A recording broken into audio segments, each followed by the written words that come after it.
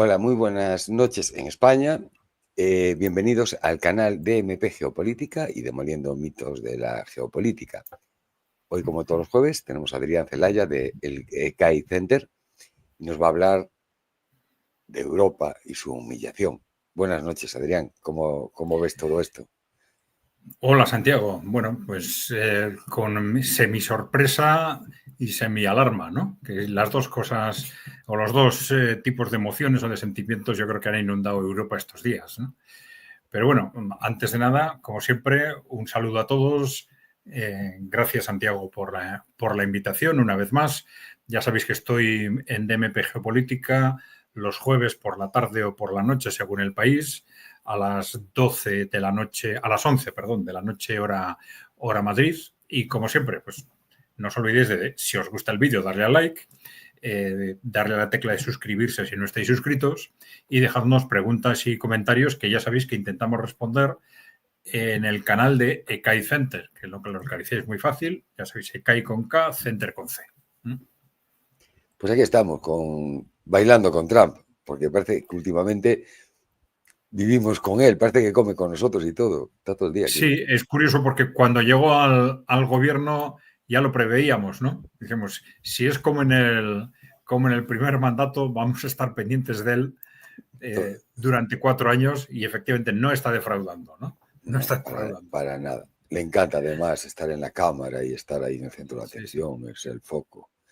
Es así, es una primadona. Bueno, pues yo creo que los contenidos de este acuerdo este acuerdo comercial, en principio, entre Europa y Estados Unidos, pues son más o menos conocidos, se han difundido pues de forma masiva, pero bueno, vamos a comentar algunos aspectos complementarios antes de entrar en y ahora qué, ¿no? Hay 3 imágenes, si quieres puedes irlas subiendo. Esta primera, por ejemplo, bueno, ahí nos habla del desequilibrio entre exportaciones e importaciones. ¿Está visto? Exportaciones para Estados Unidos con respecto a Europa e importaciones de Estados Unidos con respecto a Europa. Bueno, y ahí veis la diferencia, cómo ha ido incluso aumentando sensiblemente ese desequilibrio comercial entre Europa y Estados Unidos, ¿no? Bien, pasamos al siguiente, si quieres, al gráfico. Eso es. Bueno, aquí tenéis un tema curioso, pues bueno, ya sabéis que el punto central eran eso, pues las tarifas arancelarias entre Europa y Estados Unidos, y eso en principio ha sido una derrota total para Europa, ¿no? Que ha aceptado un 15% en términos generales para un 15% de aranceles para las exportaciones de Europa a Estados Unidos frente a un 0% de las exportaciones de Estados Unidos a Europa, ¿no? Pero luego ha habido otros acuerdos complementarios que han sorprendido tremendamente, ¿no? Como ese compromiso de comprar en 3 años 750.000 millones de productos, bueno, petrolíferos o de productos energéticos a Estados Unidos, ¿no? Y claro, esto se ha relacionado con el que Europa deje definitivamente de comprar petróleo y gas ruso, ¿no? Bueno, aquí tenéis un cuadro que nos puede revelar, pues bueno, la importancia de este tema, ¿no? ¿Qué es lo que ha sucedido durante los últimos años, ¿no?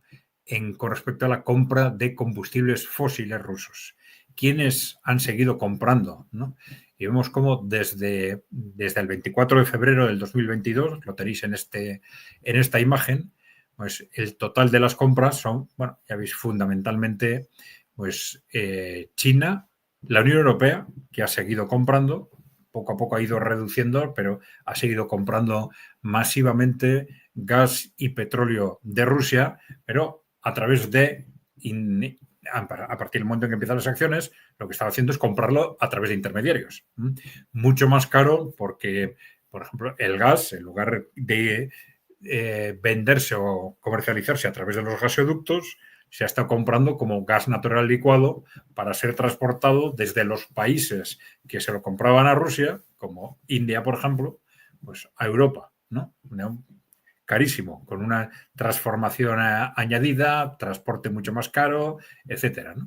Pero Y bueno, contaminante, ¿no? Europa, de hecho, ha seguido comprando petróleo y gas ruso, ¿no? Luego tenéis India y Turquía, ¿no? Bueno, esto es un cuadro que es interesante también, luego lo comentaremos con este tema de las amenazas norteamericanas para los países compradores de hidrocarburos de Rusia. Bien, vamos al otro cuadro. Eso es. Bueno, también esto es algo similar, ¿no? Con quiénes son los principales socios comerciales de Estados Unidos. Y ahí tenéis la Unión Europea, es el primero, ¿no? Después México, Canadá y China. Y luego ya veis que todos los demás van a mucha distancia, ¿no? Por eso las negociaciones arancelarias con estos 4 países o con estos 4 territorios son las negociaciones claves dentro de toda esa estrategia de nuevas políticas arancelarias de Donald Trump. Bien, bueno, pues ya sabéis que ha habido 2 acuerdos complementarios, ¿no? Ese acuerdo sobre la compra de combustibles a Estados Unidos de 750.000 millones durante 3 años y luego una compra que la cuantificación es oscura, ¿no? Compra de material armamentístico comprometido a Estados Unidos, ¿no? Y ahí se han barajado cifras, pero ni Europa ni Estados Unidos han revelado la cifra, ¿no? Esta es una de esas cuestiones oscuras de este acuerdo. Estábamos comentando Santiago y yo antes de empezar. Yo le estaba preguntando a Santiago a ver si ha tenido alguna información en el último momento de que se haya dispuesto del texto definitivo, porque había grandes dudas alrededor de este tema. Lo único que hemos tenido ha sido las declaraciones del comunicado de la Unión Europea, por un lado, el comunicado de Estados Unidos, pero no hemos tenido el texto del acuerdo. Y esto es importante porque, claro, las dudas alrededor de cómo se va a aplicar esto son muchas, pero claro, estamos ahora a las 11:11 de la noche, a las 23:11, y faltan, por lo tanto, 50 minutos para que entre en vigor este acuerdo, previsto para el día 1 de agosto. Y bueno, en principio lo que sí se sabe es que se da por supuesto que Estados Unidos ya va a empezar a aplicar las nuevas tarifas del 15% a los productos europeos, ¿no? Bueno, se ha especulado mucho sobre por qué ha admitido Europa un acuerdo tan vergonzoso. Y bueno, sí hay que tener una cierta prudencia porque hay muchas dudas alrededor de la aplicación real del acuerdo, una cierta prudencia hasta que tengamos ese texto, ¿no? Pero mientras tanto, se puede especular o se ha especulado pues desde el punto de vista de la sumisión tradicional de Europa a Estados Unidos, etcétera, ¿no? Pero claro, también hay un hecho real y es que digamos, todos los ases en la manga los tenía Estados Unidos en este tema, ¿no? Es decir, Estados Unidos es el gran comprador del mundo, ese es su punto fuerte en estas políticas arancelarias, lo que todos sus asesores, los asesores del trumpismo estaban diciendo durante el año 2024, ¿no? Estados Unidos, siendo el gran comprador del mundo, tiene un instrumento político enorme que no ha utilizado hasta ahora. Entonces, ese instrumento político nos permite presionar a los países en distintas direcciones, o para objetivos de política arancelaria, para otros objetivos económicos, para objetivos políticos, etcétera, ¿no? Y esto es lo que está haciendo Trump, utilizar los aranceles para absolutamente todo, ¿no? Entre otras cosas ahora ya para presionar a Rusia, ¿no? en el conflicto en Ucrania, ¿no? Bien, perdona, una sí. pregunta, Adrián, porque yo no soy economista, ¿no? Pero bueno, la lógica me dice que estos aranceles que va a cobrar a partir de mañana Estados Unidos, en un principio va a ser una fuerte recaudación. Es dinero que entra a las arcas de Estados Unidos. Para Europa puede ser perjudicial en que al subir el precio del producto en Estados Unidos vendas menos. Correcto.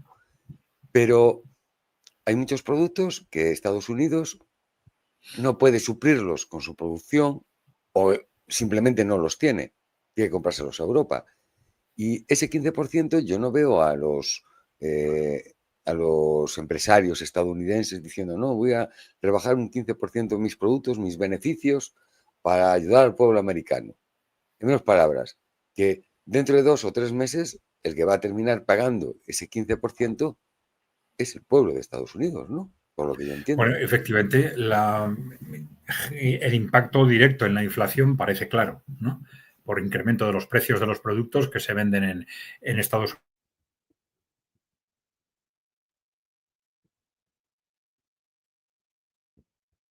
Vaya, se nos fue Adrián.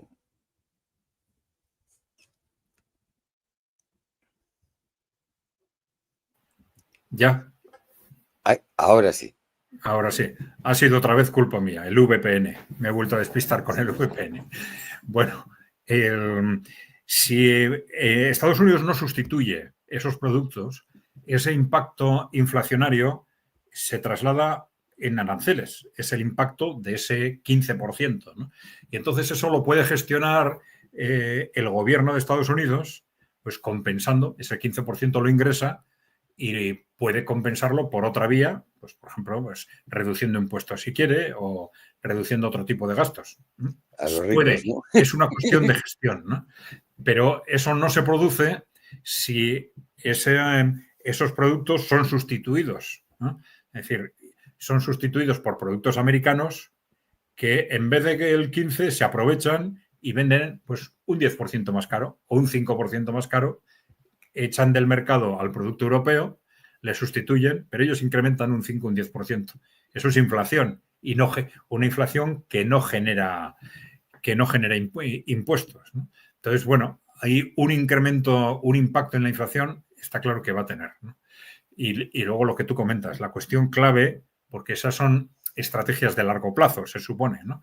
No están hechas exclusivamente para recaudar, pero se supone que el objetivo a largo plazo es que la industria americana se vaya reactivando, ¿no? Es decir, es cierto que en los últimos 40 años ha ido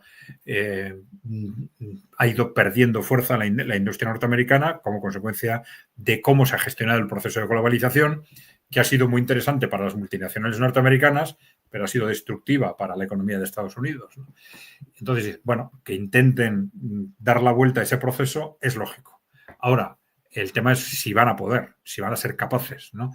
Tienen una industria con agujeros tremendos en muchos sectores y, claro, no es una cuestión mágica, que simplemente por poner aranceles tu industria se vaya a reactivar. Es una oportunidad, pero además luego hay que hacer muchas cosas, seguramente políticas sectoriales, para que en los sectores en los que tú tienes una cierta presencia, pero estaban perdiendo peso con respecto a los europeos, potenciarlos, pues ayudarles a invertir, a avanzar en eficiencia, en tecnología, etcétera, para que al final del proceso, al de unos años, avancen competitivamente, ¿no? Que no se limiten a ganar más dinero porque se han ido mis competidores. Este es el gran peligro de estas políticas, porque claro, si se hacen como consecuencia de la influencia de los lobbies, oye, ponles aranceles a mi competencia de otros países y el beneficiario norteamericano, la empresa beneficiaria norteamericana, pues eso, dice, qué bien, aranceles a ganar dinero.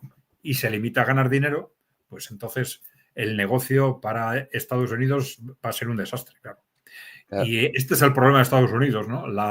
Porque la falta de experiencia, nosotros también nos hemos acercado bastante en los últimos años, ¿no? La falta de experiencia en políticas industriales activas, ¿no? Que es lo que deberían poner en marcha junto a estas medidas arancelarias para ser capaces de gestionarlas correctamente, ¿no? Lo que sí es cierto es que de cualquier forma esto ha sido un triunfo enorme para Donald Trump, ¿no? Porque claro, después de 8 meses dando vueltas a que si este hombre está loco, pero qué disparate, esto de las políticas arancelarias, tal, de pronto, ¡pum!, conseguir lo que ha conseguido con respecto a Europa, en principio es un triunfo enorme, un triunfo político enorme para Donald Trump, ¿no? Para presentar ante su pueblo, sí. Claro. Lo que pasa es que yo sigo pensando lo mismo, sobre todo con los productos chinos, ¿no? Que hicieron a un rico estadounidense, una persona que tenga dinero, pues le da igual pagar 50.000 euros más por el Ferrari, ¿sabes? Hombre, jode, como dice el otro, pero bueno, no atormenta, ¿no? Pero el problema es ese millones de ciudadanos estadounidenses que prácticamente comen en los McDonald's y si le quitas los productos chinos baratos, por ejemplo, prácticamente no puede consumir. Y bueno, esa clase media que podía aspirar a ciertos productos de cierta calidad, europeos y tal, pues a lo mejor ahora no puede. ¿Qué Bueno, harán? vamos a ver en la práctica, pero fíjate que en Estados Unidos han estado hablando repetidamente incluso de la posibilidad no solo de reducir impuestos, sino de hasta suprimir el impuesto sobre la renta a cuenta de todo lo que pueden recaudar con estos aranceles a las importaciones, ¿no? Es decir, es un país con un déficit comercial tan enorme que dicen que si conseguimos poner aranceles a todas esas importaciones, podemos hasta suprimir el impuesto sobre la renta, ¿no? Es decir, bueno, probablemente una exageración, vamos a ver todo esto en qué queda, pero desde el punto de vista político, esto seguramente pueden de una forma u otra gestionarlo, ¿no? Claro, es que también para los otros países, en un principio puede ser atractivo, como dices, esa diferencia tan grande que hay entre comprar y vender de Estados Unidos, pues si llega un momento que vender en Estados Unidos es tan caro, pues a lo mejor ya otros competidores pueden entrar. Quiero decir, imagínate, pues China, por decir algo, pues no podía comprar todo el jamón serrano del bueno que vende España porque Estados Unidos se llevaba el 35% de esa producción. Pero claro, si empieza a ser tan caro venderlo en Estados Unidos, empiezas a vender menos y se te complica y resulta que los chinos pueden pagarte el precio que le pagabas antes a Estados Unidos, pues a lo mejor terminas pasando a Estados Unidos. Quiero decir que yo es que lo veo tan complejo porque está tan la economía tan atada, ¿no? Que es que yo creo que van a salir problemas por todo. El primer problema es que ellos son defensores del libre mercado. Y si empiezas a poner aranceles en todos los sitios, Eran. es eso. Eran, pero ya hemos comentado, yo creo, en algún programa que suelen ser defensores del libre mercado Cuando venden ellos.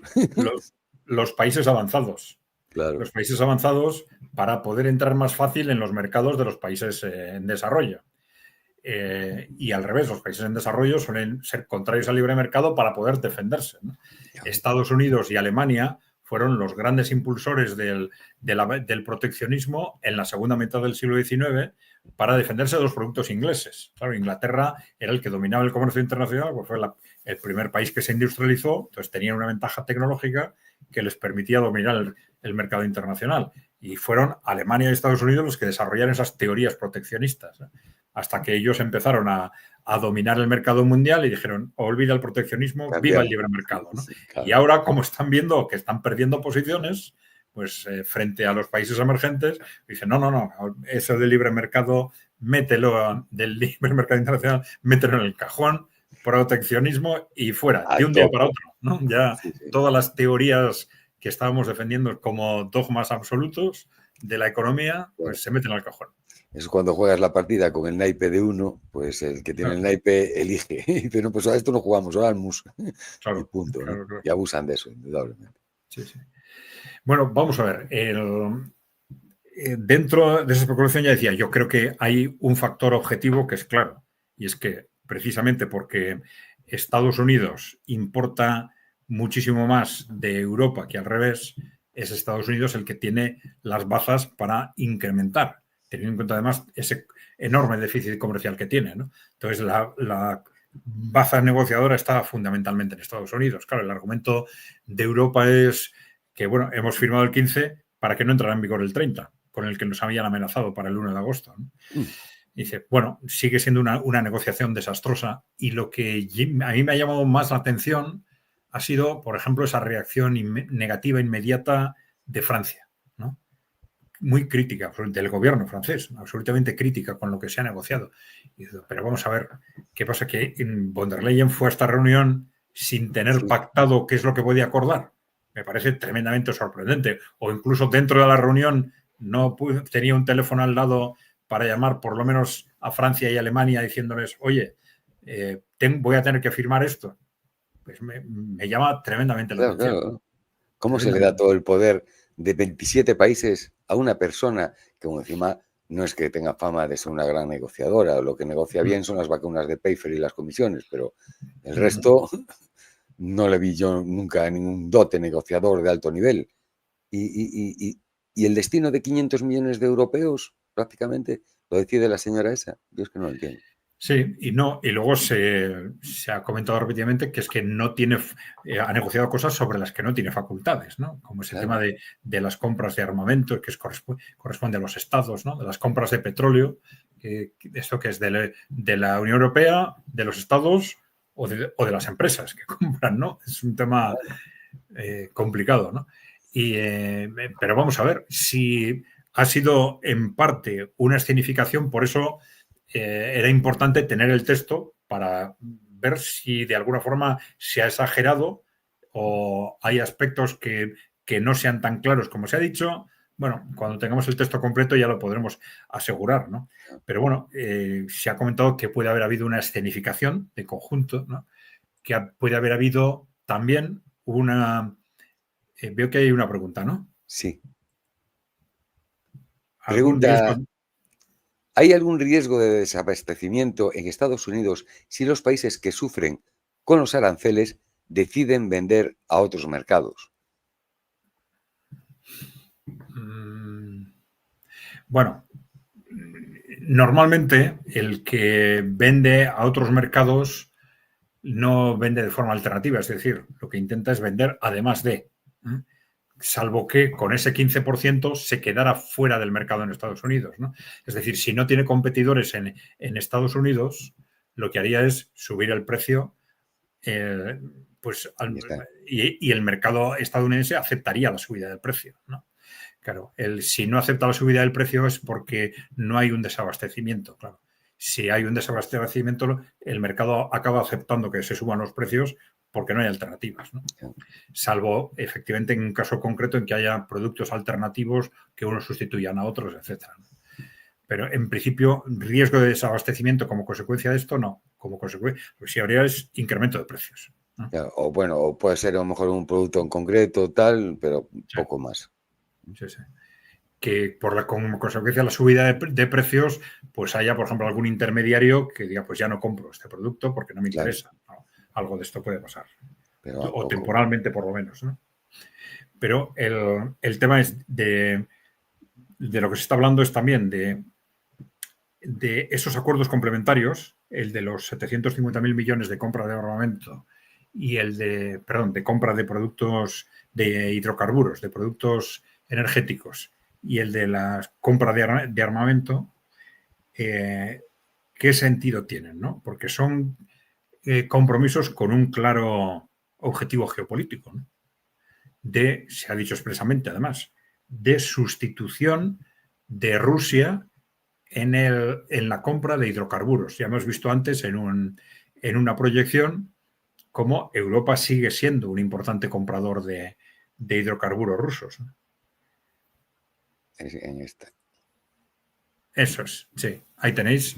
Bueno, se ha ido reduciendo con el tiempo, pero en conjunto, desde que entró en vigor, desde que empezó el conflicto en Ucrania, veis cómo la Unión Europea se ha mantenido como en principio el segundo comprador a nivel mundial. Bien. Bueno, entonces se ha dicho que puede haber una influencia del contexto geopolítico en el que estamos, en el sentido de que para las grandes potencias europeas, para la Unión Europea también, la prioridad en este momento es la geopolítica, más que la economía.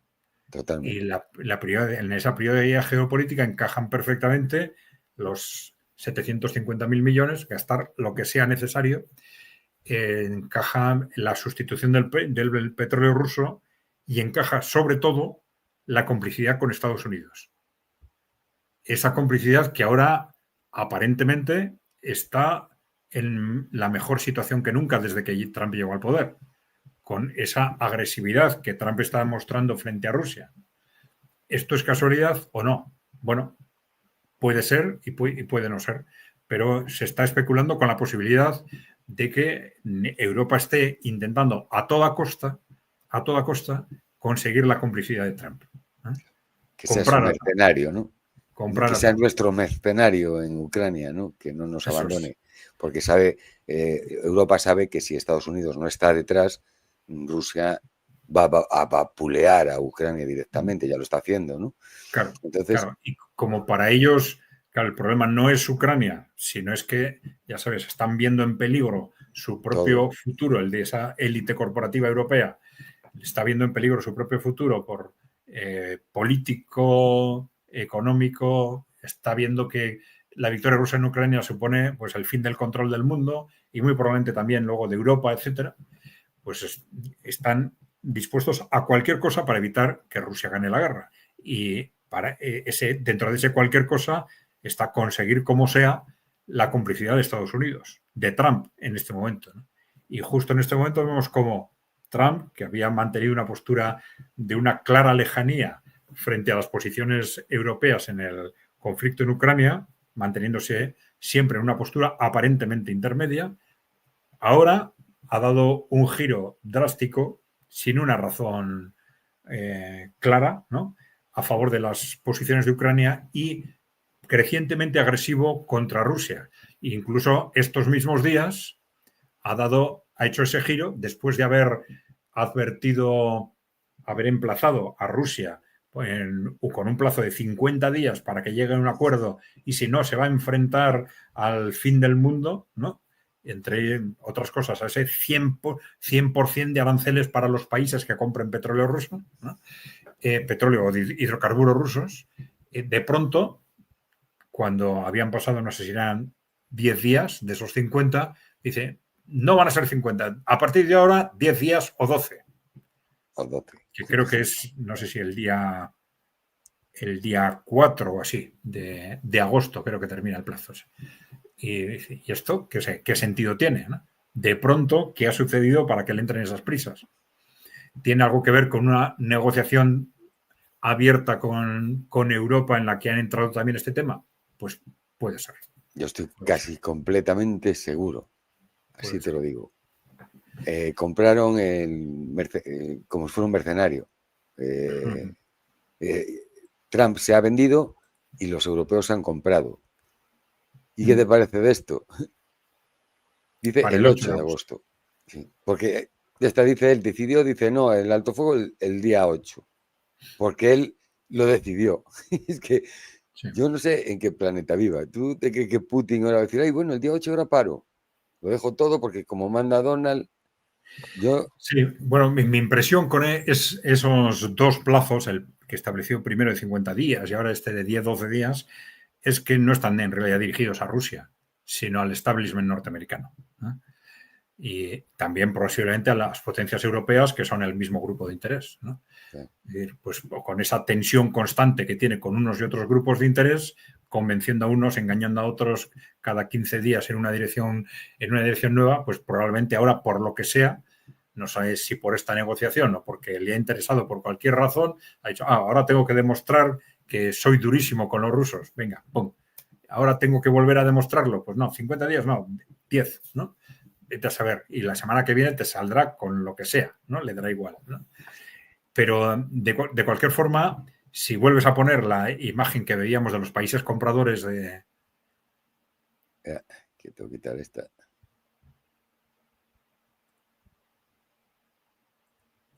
De hidrocarburos rusos, eso es. Esto es interesante para ver el impacto de esa amenaza de la que se está hablando en Estados Unidos, de que si pasan los 50 días, o ahora aparentemente esos 10 o 12, una de las medidas que se supone que Estados Unidos pondría en vigor sería aranceles del 100% a los países que compran hidrocarburos rusos. Bueno, ya vemos cuáles son, ¿no? Clarísimamente, ¿no? Entonces, China... Estaría bueno que ahora se lo pusiera a la Unión Europea, ¿no? Sería, les pusiera, pues como seguís comprando petróleo ruso, toma un 100% a la Unión Europea, ¿no? Pero bueno. Por ejemplo, sí, se supone va a pulearla por todos lados. Claro, que esto encaja con ese acuerdo de que a partir de ahora vamos a dejar de comprar hidrocarburo ruso porque te lo vamos a comprar todo a ti, ¿no? Bueno, vamos a ver, ¿no? Pero luego tendríamos China e India, que ahora claramente han manifestado que en ese juego no van a entrar. Y luego, bueno, Turquía como un comprador menor, ¿no? Pero bueno, ya vemos que las expectativas de que eso tenga una aplicación práctica importante tampoco son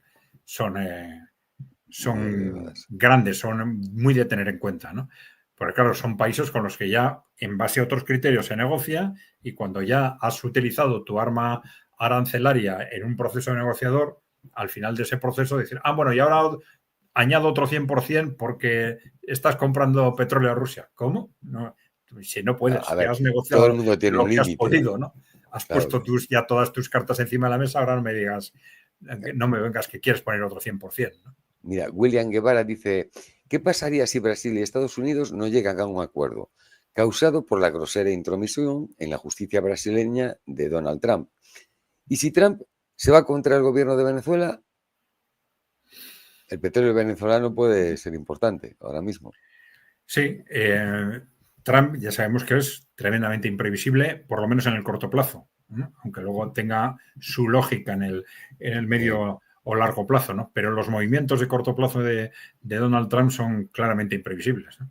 Entonces, en función de no solo de la relación que tenga con Brasil, sino de la relación que tenga con unos u otros grupos de interés, en este caso, por ejemplo, con los grupos que estén apoyando a Bolsonaro, pues apretará más o menos esa estrategia, ¿no?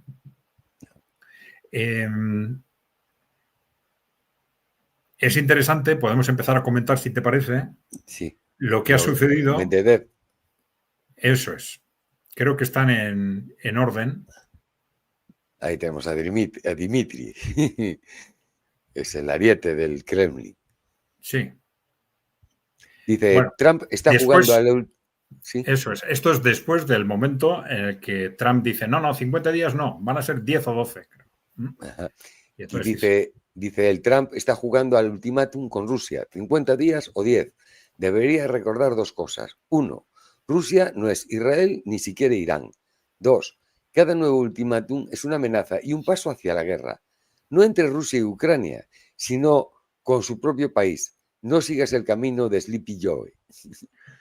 Bueno, vamos a ver, ya sabéis que Medvedev, bueno, un poco ha asumido este papel de hacer, digamos, las declaraciones más llamativas dentro del Kremlin, ¿no? Dentro del gobierno ruso, ¿no? Pero así todo, claro, esto es un paso extraño, ¿no? Es decir, que esa referencia directa dice, cada nuevo ultimátum es una amenaza y un paso hacia la guerra. Y esa mención directa hacia la guerra entre Rusia y Estados Unidos, ¿no? No entre Claro. Rusia y Ucrania, sino con su propio país, ¿no? Es decir, cada nuevo ultimátum es un paso hacia la guerra entre Rusia y Estados Unidos. El que utilizar ese lenguaje es que aquí hay algo muy serio, ¿no? Claro. Hay algo muy, muy serio que, bueno, que engancha con estas declaraciones de gobiernos o de jefes militares de los últimos días, pues haciendo ya referencia directa a hipótesis de que Alemania se arme para atacar directamente a Rusia desde Alemania, ¿no? Ha habido declaraciones de este tipo, ¿no? Pero bueno, sí vemos cómo hay estos días o semanas un salto cualitativo en la dialéctica muy claro, ¿no? Y esto, desde luego, nos indica una situación de peligro muy alto en las relaciones internacionales y, en concreto, en la posible implicación o no de Estados Unidos en este conflicto, ¿no? Medvedev dice, cuidado, y diciéndole directamente a Trump, ¿no? Cuidado, cada nuevo ultimátum que lanzas es un paso hacia la guerra con Rusia, ¿no? De tu país con Rusia. Bueno, esto tuvo una respuesta de Donald Trump. Bien. Primero haciendo referencia al tema de India, ¿no? Pero me decía, no me importa lo que haga la India con Rusia, ¿no? Pues quejándose de que India había dicho que se olvidara que ellos iban a seguir comercializando, comprando hidrocarburos rusos y que Estados Unidos no tenía nada que decir al respecto, ¿no? Entonces dice, pueden derrumbar sus economías muertas juntos por mí. Hemos hecho muy pocos negocios con India, sus aranceles son demasiado altos, entre los más altos del mundo. De igual manera, Rusia y Estados Unidos casi no hacen negocios juntos. Sigamos así y digámosle a Medvedev, el expresidente fracasado de Rusia, que se cree presidente, que tenga cuidado con sus palabras. Está entrando en un terreno muy peligroso, ¿no? Ya está respondiendo de forma De muy directa. bocazas a bocazas. Efectivamente, efectivamente. Pero claro, luego ha tenido continuidad, ¿no? Ha tenido continuidad. Bueno, Medvedev, sobre las amenazas de Trump contra mí, en su red social personal Truth, que está prohibida en nuestro país, dice, si algunas palabras del expresidente de Rusia provocan una reacción tan nerviosa en el presidente altanero de los Estados Unidos, entonces Rusia está haciendo todo bien y continuará por su propio camino. Bueno, y sobre las economías muertas de India y Rusia y sobre entrar en un terreno muy peligroso, bueno, que recuerde sus películas favoritas sobre los muertos vivientes. The Walking Dead, ya sabéis que es una serie sobre zombies, ¿no? De Netflix, por lo menos, ¿no? Bien, y así como lo peligrosa que puede ser la legendaria mano muerta. La Ya mano sabéis que muerta se existe, hace ¿no? referencia al sistema perímetro de defensa, ¿no? Eso es. De ataque, que si Eso atacan, pues se responde es. siempre. Eso es un sistema establecido ya al final de la Unión Soviética, en base al cual, aunque la Unión Soviética fuese víctima de un ataque, digamos, no provocado, directo, por parte de Estados Unidos o de la OTAN, un ataque nuclear masivo que destruyera absolutamente todo en Rusia, pero todos, digamos, los puestos de mando, etcétera, pero el sistema informático ya estaba diseñado para que se produjese una respuesta automática, sin necesidad de que nadie apretara el botón. Entonces, los misiles nucleares iban a salir de Rusia contra Estados Unidos de forma automática. Eso es lo que se llama la mano muerta, que está en vigor. O sea, es un sistema que existe todavía.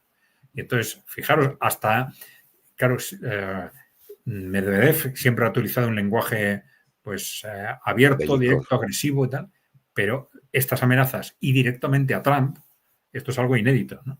Está hablando de que estás avanzando hacia la guerra entre Rusia y Estados Unidos, y ahora le advierte de que cuidado, y le advierte del sistema de mano muerta, ¿no?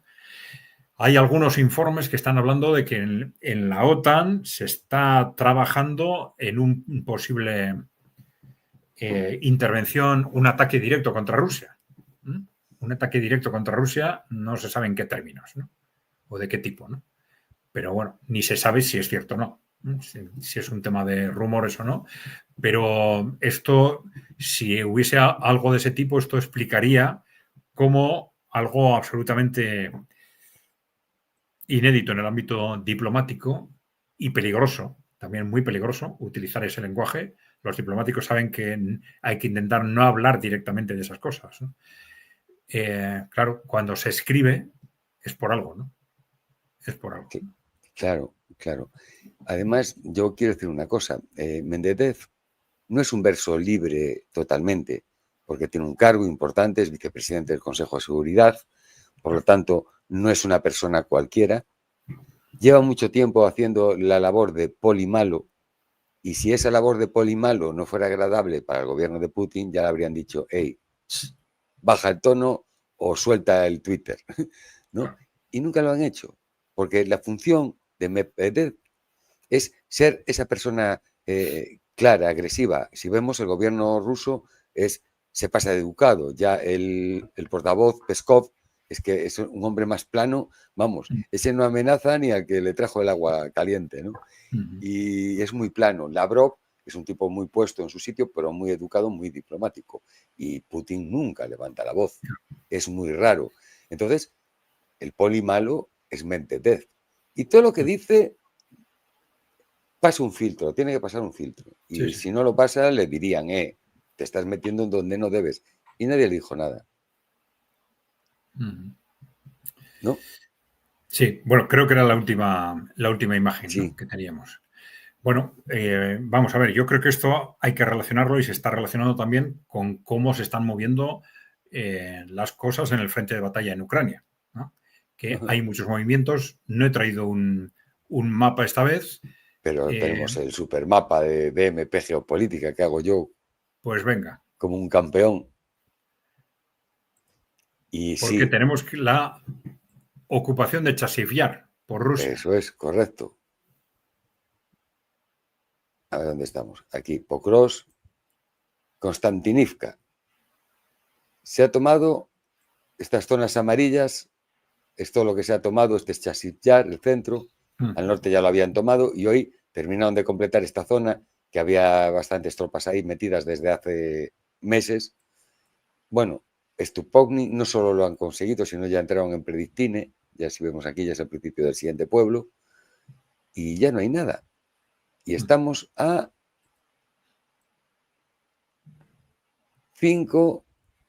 4 kilómetros y medio, 5 kilómetros de Konstantinivka, que en breve dejará de ser un objetivo importante. Ya sabemos cómo hacen.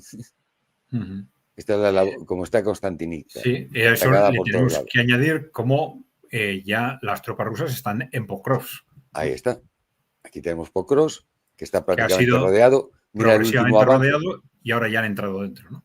Sí, esta zona es una zona gris que, bueno, no tienen dominio prácticamente ninguno sobre él, pero ya hay grupos de comandos rusos desde ayer, hay infiltrados y, bueno, pues haciendo de las suyas, ¿no? Prácticamente, ya veis, está ahí pegado, ¿no? Sí, y lo muy importante es este movimiento que fue esta tarde y vemos que pone la carretera a 3 kilómetros, la carretera principal que abastece Pokrovsk. Ahí los drones FPV más sencillos ya están. Imaginaros, los Lancet, la artillería. A ver, no sé lo que puede pasar, sinceramente, a través de esa carretera, pero poco o nada. Sí, hay rumores muy serios estos días, ayer y hoy fundamentalmente, de que Rusia está preparando una gran ofensiva hacia Slaviansk y Kramatorsk. Sí. Lo cual encajaría con esas medidas del gobierno de Ucrania de evacuar Kramatorsk, ¿no? Cuando aparentemente todavía los rusos estaban muy lejos. Y con ese peligro de que decían de que Rusia nos rodee por detrás.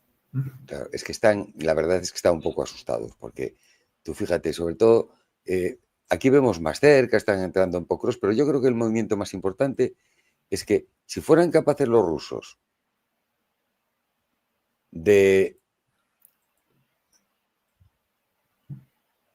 12 kilómetros hay, no es nada, 12 kilómetros. Si los rusos son capaces de meterse por aquí por las vías del tren, que no hay prácticamente nada, como veis es que no hay nada. Si se plantean aquí en Pospasne, que Pospasne son 2 casas y un galpón, no es nada, es que cortan la carretera norte de Konstantinivka y se acabó Konstantinivka. Y Konstantinivka es más grande y más importante que Pokrovsk. Están ahí, 12 kilómetros. Eso no es nada. No bueno, Pokrovsk es importante como nido de comunicaciones, fundamentalmente, ¿no? Sí, pero bueno, Konstantinivka es, no sé, bueno, más o menos, porque en realidad la línea es Sloviansk, Kramatorsk, Konstantinivka, pero mira, si cae Konstantinivka, prácticamente Kramatorsk le entran ya por el sur. Claro. Es que la tienes mal, la verdad, lo tienes bastante mal. Y Pokrovsk, ahora el punto más relevante que queda es Mezova, que es un cruce de carreteras, que por eso hacen tanta resistencia a los ucranianos y no dejan avanzar hacia aquí por Udazne. Están pero eso ya es en Dnipro, ¿no? Eso ya es en Dnipro. Sí, ya es dentro de Dnipro, pero claro, si te fijas, es un cruce de carreteras que alimenta todo el frente prácticamente. Si Mezova cae, ya poco queda, ya no sé qué hacer. Y es que después de Pokrovsk, es que ya no hay nada. Ya las construcciones y las trincheras que hay son construidas así sobre tierra en el último momento, ya no hay esas construcciones de hormigón de varios pisos de profundidad que hay en Pokrovsk y en Kramatorsk y tal. Sí. No, por eso estaban pensando en el riesgo de que avancen rápidamente por detrás, por el oeste. Ahí está. Ese es el miedo que tiene. Si suben por aquí y cortan Mezova, pues es que se queda todo el frente cortado prácticamente, ¿no? Si cortan esto, no veas. Ahora mismo, yo por eso creo que están intentando asustar a Rusia, presionarlo con aranceles secundarios, porque Rusia le pones aranceles a ellos, ya están acostumbrados, bueno, mejor o peor lo soportan. Pero claro, si tú pones aranceles a los compradores y no puedes venderle a nadie, es un problema. A lo mejor también es por eso que ahora Rusia va a acelerar antes de que puedan implementar esos aranceles. O sea, acabarlo rápido. Por lo menos esta zona de Konstantinivka y Pokrovsk. No sé. Hay que saber, hay que estar en la cabeza de esa gente. Pero los ucranianos, la verdad, lo tienen bastante difícil en el campo de batalla. Bueno, otro informe ha sido que ha habido una reunión en Suiza de Bueno, sí. jefes del gobierno ucraniano, algunos jefes del gobierno ucraniano, de representantes de Estados Unidos y de Gran Bretaña, además de Zelensky, en la que se han comprometido a que sea Zelensky el que le sustituya a... Perdón, que sea Zaluzny. Zaluzny. Además de Zaluzny, he dicho Zelensky, no. Además de Zaluzny, que se han comprometido a que sea Zaluzny el que le sustituya a Zelensky. Algo que no sorprende desde el punto de vista de Gran Bretaña, porque era el hombre de Es Gran su Bretaña, por hombre, eso le claro. llevaron allí de embajador, estaba trabajando con los británicos de forma continuada, pero no estaba nada claro desde el punto de vista de Estados Unidos, ¿no? En qué medida iba a ser o no un hombre de confianza de Estados Unidos, ¿no? Pero bueno, si esto se confirma, y parece que son fuentes bastante fiables las que lo están diciendo, lo cual llama la atención. Sorprende que se haya dicho esto de forma tan abierta en Rusia. Quizás es una forma de intentar boicotear el movimiento, ¿no? Porque sorprende que se haya dicho de forma tan abierta, porque claro, si esto se sabe, Zelensky, a nada que tenga algún instrumento, va a intentar cortarlo. Cortado, indudablemente. Pero bueno, ya en un día no ha pasado nada. Vamos a ver si en los próximos días, claro, si eso es cierto y Zelensky no se mueve, pues es evidente que ese proceso se va a decantar. Es posible que pacten con él, si es así, pacten con él una sucesión poco traumática, pues simplemente porque Zelensky se va o por lo que sea, y, y entonces, pues bueno, pues que haya una transición normalizada. Pero Ya. si Zelensky no acepta, tiene que reaccionar inmediatamente, claro. Pero elecciones. ¿Hay tiempo para que haya elecciones o simplemente van a poner a Zaluzny como un dictador? Porque claro, si simplemente lo pone una potencia extranjera aún encima en el Bueno, poder... pero igual que ahora buscarían el argumento de que, bueno, estamos en situación de guerra, estado de emergencia, pues bueno, y el Parlamento pues le nombraría y punto, ¿no? Pero bueno, sin descartar que hagan elecciones, tampoco, ¿no? Sí, Podrían bueno, no hacerlo. me extrañaría. Sí. Sí. Lo que pasa es que ¿cuál es el papel de Zaluzny, Adrián? Porque Zaluzny es un general que fue comandante del ejército, ¿no? Y él no es imbécil. Él sabe la situación. Yo no lo veo a él como ese líder que va a llegar y va a revertir el progreso de la guerra, porque no solo hay que ser un líder, hay que tener las capacidades y Ucrania no parece tenerlas. ¿Qué viene? ¿A negociar la paz? ¿A continuar hasta el último ucraniano? Viniendo de los Esa es la cuestión británicos. clave.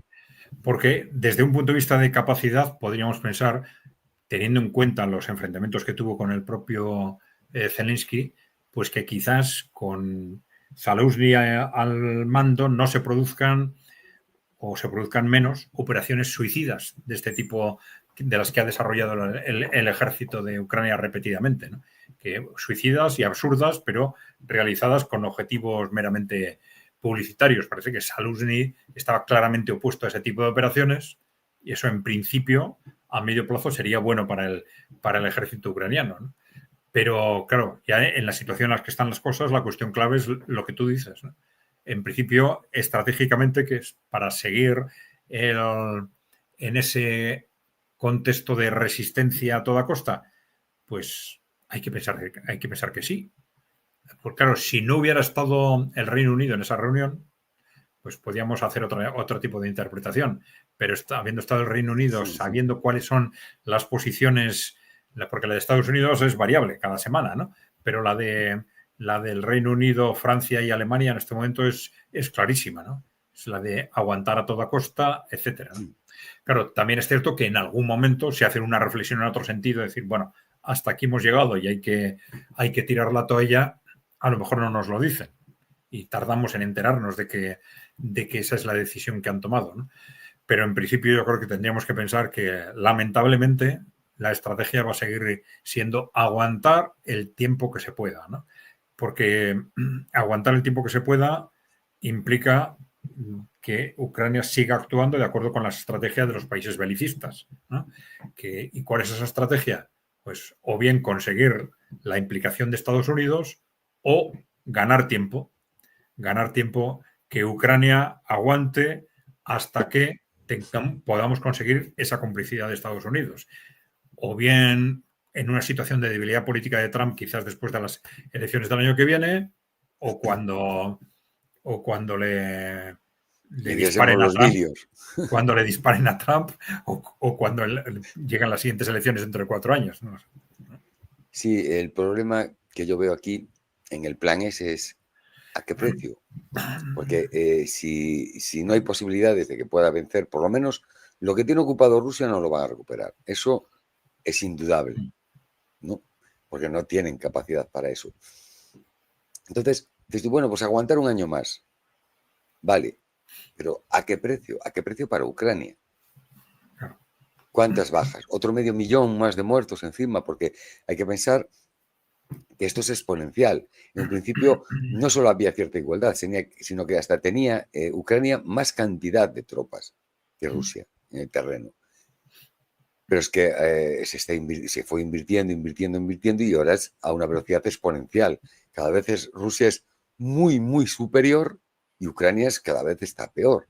Rusia no necesita hacer levas obligatorias y tiene tropas de sobra y material, mientras que Ucrania tiene que estar cazando a la gente por la calle, mandando enfermos al frente y dependiendo de la buena voluntad de sus patrocinadores. Yo es que no entiendo mucho el precio que va a pagar Ucrania. Ese es el problema, porque, claro, para entender este tema del precio, tienes que tener en cuenta quién toma las decisiones. Claro. Y que a los que toman las decisiones, que mueran 500.000 de ucranianos más, les da absolutamente igual, ¿no?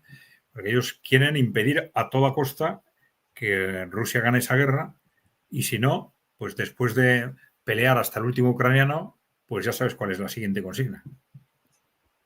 La última ucraniana. Hasta el último europeo. Desde Hasta el luego. último europeo. Después nos tocará a nosotros, indudablemente. Si creen que así pueden frenar o pueden detener el proceso o pueden darle continuidad o ganar tiempo, pues nos van a meter a todos en lo que sea necesario, ¿no? ¿Tú crees que pueden estar queriendo ganar tiempo para rearmar Europa? Alemania ya vemos que tiene un plan de rearme bestial, el dinero que se va a gastar, va a comprar Eurofighter, de todo. A cuenta de los cadáveres ucranianos, que aguanten ahí un año a que nos dé tiempo a rearmarnos para después enfrentarnos a los rusos. Sí, está claro. Está claro que el objetivo es ese. Porque claro, ya saben que Ucrania por sí mismo, por mucha ayuda que tenga de la OTAN, no va a conseguir derrotar a los rusos. ¿Qué puede conseguir? Pues ganar tiempo, no puede conseguir otra cosa, ¿no? Y claro, ganando tiempo, claro, hasta que Europa como tal, Europa occidental como tal, tenga la posibilidad de enfrentarse a Rusia, o hasta que consigan arrastrar a Estados Unidos. Claro. O sea, todo Europa es que tiene que prepararse y le falta mucho porque, a ver, hay una gran ventaja. Rusia es un ejército de un solo país. O sea, hay un líder que lo dirige, mientras que una agrupación de 27 países, que uno manda 2 brigadas, otro uno. A ver, no es tan fácil, ¿no? Incluso la diversidad de material.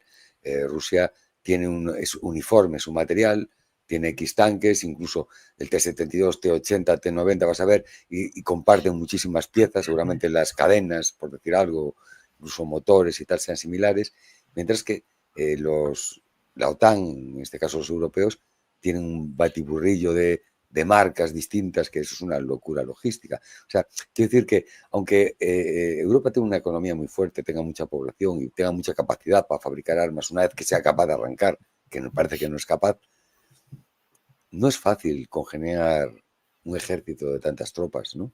Sí, no, y simplemente poniendo dinero encima de la mesa, bueno, es un factor necesario, pero evidentemente no es suficiente, ¿no? Y se necesita probablemente mucho tiempo para que eso se haga de forma eficiente o eficaz, ¿no? Pero claro, ya digo, la otra alternativa es arrastrar a Estados Unidos. Pero estarán pensando en las dos cosas, en agarrarse a lo que sea, ¿no? Si podemos arrastrar a Estados Unidos, por si acaso, vamos a armarnos hasta los dientes para ver si podemos frenar a Rusia, pues de otra forma, ¿no? De otra forma. Claro, es que todo esto no tiene ninguna lógica desde la perspectiva del interés de los ciudadanos o del interés de los países, ¿no? Por eso yo creo que los analistas geopolíticos que lo analizan todo en base a interés de los países, pues acaban diciendo, es que no entiendo esto, ¿no? ¿Cómo pueden actuar así? Pues es que no están actuando en función del interés de su país, ¿no? no tienen nada que ver con los intereses de Alemania, de Francia, de Gran Bretaña, ¿no? Son esas grandes corporaciones que están defendiendo sus intereses pasando por encima de lo que haga falta, ¿no? Por supuesto. Está totalmente vendido todo. Ya vimos que BlackRock, que había creado un fondo para la restauración de Ucrania, lo ha dejado, porque claro, no ha encontrado a nadie que quisiera invertir. Es que hay que ser un poco loco viendo la situación del campo de batalla para invertir en minería ucraniana, Claro. indudablemente, ¿no? Y al final se retiró. Y BlackRock tiene muchos intereses en Ucrania, les ha prestado dinero, recordemos, creo que fue hace 2 años, que, ¿cómo era? Larry Fink es el de... No, Larry Fink, sí. Sí, Larry Fink, ¿no? Visitó a Zelensky, bueno, parecía la criada hablando con el señor Duque allí, ¿no? Una vergüenza, ¿no? Y bueno, le vendió el país. Es muy importante el apoyo de esas grandes empresas porque son las que gobiernan, las que dominan los gobiernos. ¿Crees que esas empresas van a querer seguir ahí enterrando dinero, arriesgándose? Sí, Porque sí. a Rusia no cobran, eso es indudable. Sí, pero es que yo creo que ellas tienen la sensación de que se lo están jugando todo.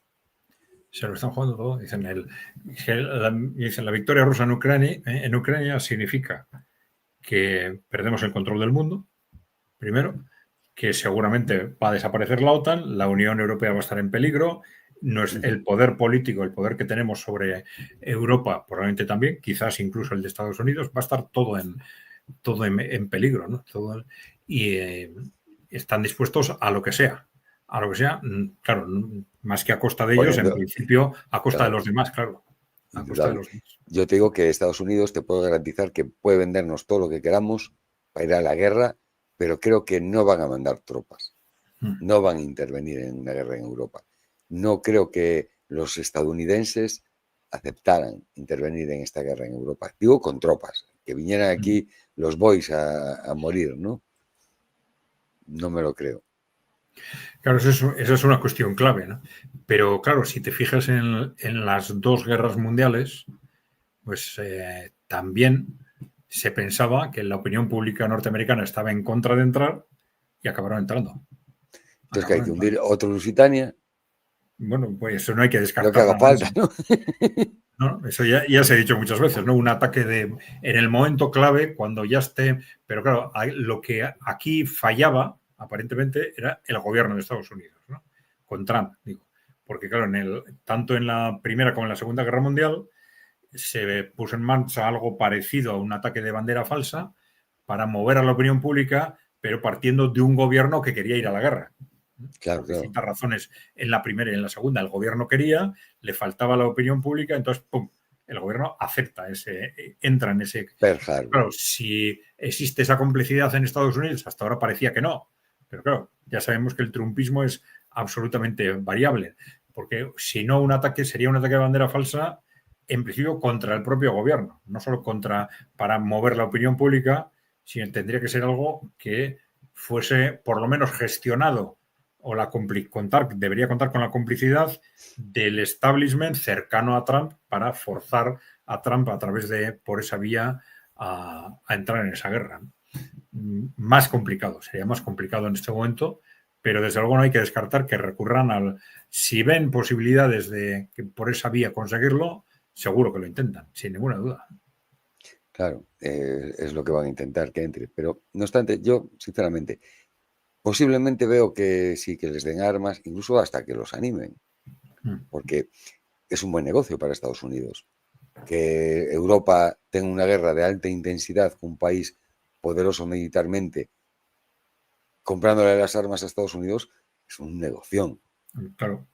Y además son países que tenemos para pagar. Aunque digan, no, es que está mal. A ver, hay muchas cosas que Europa puede pagar a Estados Unidos, desde infraestructuras como puertos importantes, todo se vende, ya sabes cómo es, Adrián. Redes de carreteras, poner autopistas, tienen muchas maneras de cobrar, o sea que es fácil que sí, que de verdad nos presten todo lo que pidamos, ¿no?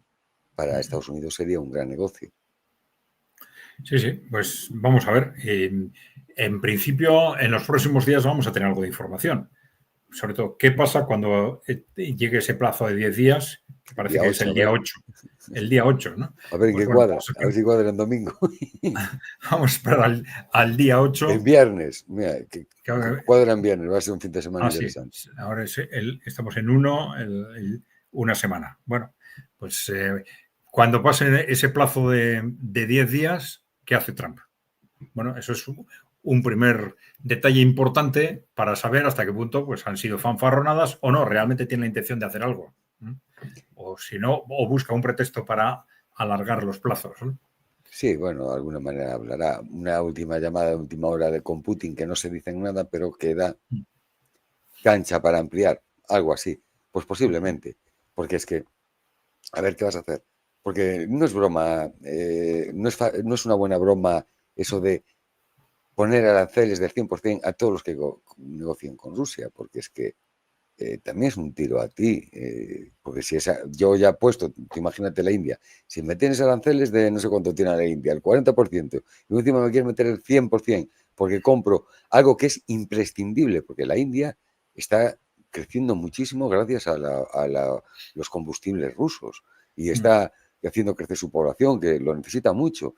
Y otra cosa, todo el armamento indio, prácticamente casi todo, la gran base, es armamento exsoviético, ruso, y claro, sería como quedarse casi desarmada, sin repuestos.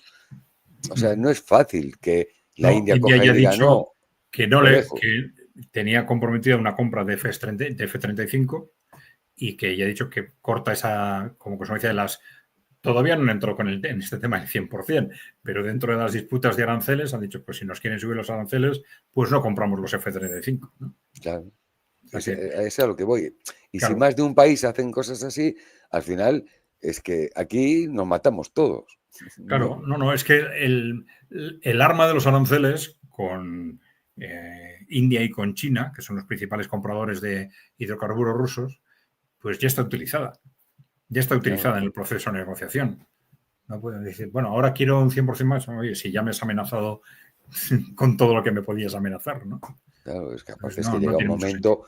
llega un momento que si subes tanto los aranceles, pues ya me da igual la amenaza, porque si te hago caso es un problema para mí y si no te hago caso también, pues mira, ¿qué te diga? Pues sigo a mi aire, ¿no? Y lo peor, el que más lo puede sufrir es ese dólar que tanto intenta proteger Trump, pero que se está devalorando, por lo menos en comparación con el euro y con otras monedas fuertes. Y como cada vez más países dejen de utilizarlo para sus intercambios, pues se va a ir desinflando indudablemente. Tiene el respaldo que no es de oro, pero que es del ejército de Estados Unidos, ¿no? Que es lo que más fortaleza le da ahora mismo al dólar. Si le quitas ese ejército, no tiene mucho valor. Bueno, vamos a ver, en todo este contexto, y yo creo que es preocupante sí es, porque claro, nos está revelando que Donald Trump, independientemente de lo que él piense, porque piensa cada día una cosa distinta, entonces quizás no es lo más importante, pero que tiene desde luego unas presiones enormes alrededor para ir directamente contra Rusia, ¿no? Para ser más agresivo con Rusia, ¿no? Y claro, entonces no hay que descartar absolutamente nada, ¿no? dentro de ese contexto. Desde luego, desde luego. Bueno, Adrián, llevamos 1 hora y 5 minutos. Si Muy te bien. parece bien que lo dejemos o quieres Perfecto. añadir algo. No, por mí perfecto, salvo que haya alguna pregunta así que responder. Si no, entonces te parece, pues lo dejamos así. Pues ya Perfecto. sabéis. Sí. Sí, ¿Ibas a subir no, alguna? No. no. Entonces ya sabéis que estoy con vosotros los jueves por la tarde o por la noche, según el país, 11 de la noche, hora Madrid. Si os ha gustado el vídeo, no os olvidéis de darle al like, dejarnos, bueno, darle a la tecla de suscribirse si no estáis suscritos y dejarnos preguntas y comentarios que ya sabéis que dentro de lo posible las contestamos en el canal de ECAI Center, que lo localizáis muy fácil, ECAI con K, Center con C. Y gracias, Santiago, y gracias por supuesto, a DMP Geopolítica por la invitación. Yo emplazaros mañana a las 23 horas de España. Estará aquí con nosotros Fernando Moragón, el perseguidor del algoritmo. Y bueno, pues nos vemos mañana y contigo, Adrián, nos vemos el próximo jueves. Pero esto que has comentado es muy interesante, ¿eh? Es decir, Fernando, de perseguido, se ha convertido en perseguidor, ¿no? Es el perseguidor del algoritmo, sí. Él es el que está continuamente ahí luchando y hablando. ¿Sabes cómo es? Es muy... Cuando algo le emociona, lo da todo. Muy bien. Bueno, vale. buenas noches a todos. Hasta luego.